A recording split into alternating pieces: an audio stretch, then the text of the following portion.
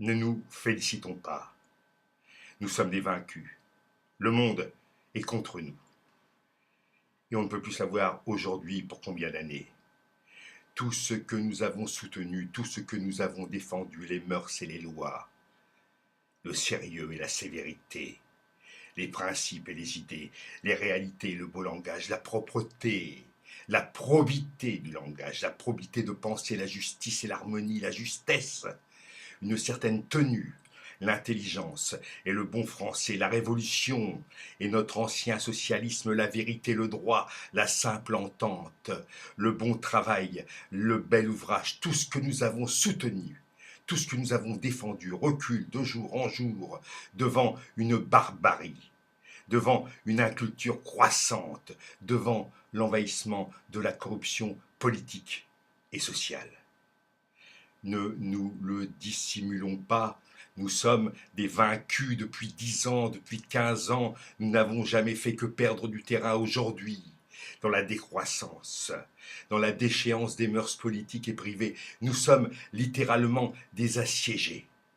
Nous sommes dans une place, en état de siège, et plus que de blocus, et tout le plat pays est abandonné, toute la plaine est aux mains de l'ennemi, tous les champs, comme disent nos vieilles chroniques, l'ennemi s'était mis dans les champs.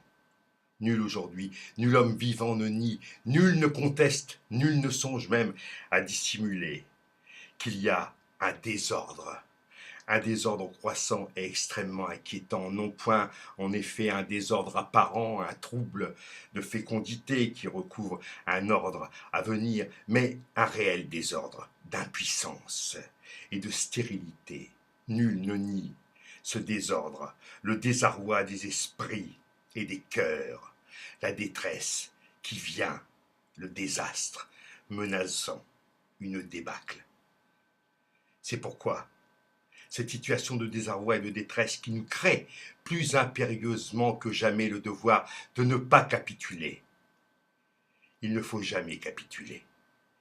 Il ne faut peut-être moins encore, d'autant que la place est plus importante et plus isolée et qu'elle est menacée, que justement le pays est au pouvoir de l'ennemi. Cette place que nous tenons n'est point une place que nous avons rencontrée au hasard sur le chemin d'une déroute, et ce n'est point, et elle n'est point une place de fortune.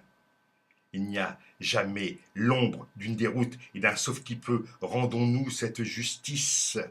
C'est une place que nous avons bâtie de nos propres mains, patiemment, et que nous avons faite nous-mêmes au cours d'une retraite difficile.